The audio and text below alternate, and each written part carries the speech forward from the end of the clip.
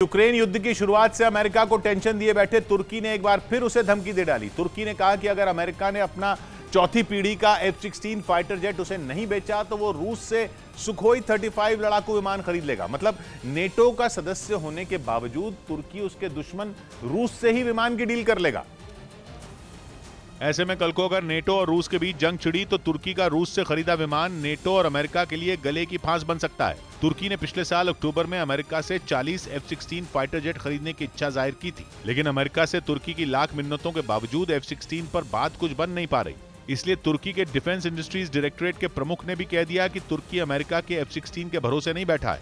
दुनिया में fighter jet बनाने वालों की कमी नहीं। उन्होंने कहा कि अगर F-16 डील नहीं हुई तो तुर्की के पास विकल्पों की कमी नहीं है। तब सभी विकल्प जिनमें रूस का Su-35 भी शामिल है उन पर चर्चा होगी। यही वजह है कि अमेरिका के लिए एक तरफ कुआं है तो दूसरी तरफ खाई, क्योंकि अमेरिका तुर्की को F-16 बेचने पर राजी नहीं है। डिजिटल मार्केटिंग को सीखकर आपके प्रोडक्ट्स और सर्विसेज को दुनिया को बेचना चाहते हैं तो फ्रीडम ऐप को अभी डाउनलोड करें। डिजिटल मार्केटिंग का एक्सपर्ट बने। और अगर उसने तुर्की को जेट नहीं बेचा तो तुर्की रूस से Su-35 लड़ाकू विमान खरीद लेगा।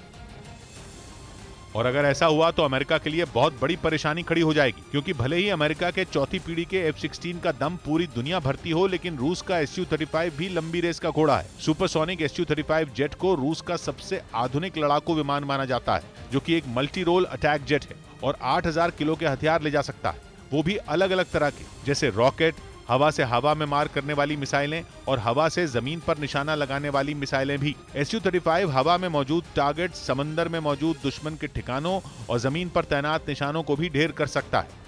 अब अगर तुर्की रूस का ही जेट खरीद ले तो रूस के खिलाफ जंग उसी की जेट से कैसे लड़ी जाएगी। मगर दिक्कत यह है कि अमेरिका को तुर्की पर विश्वास नहीं।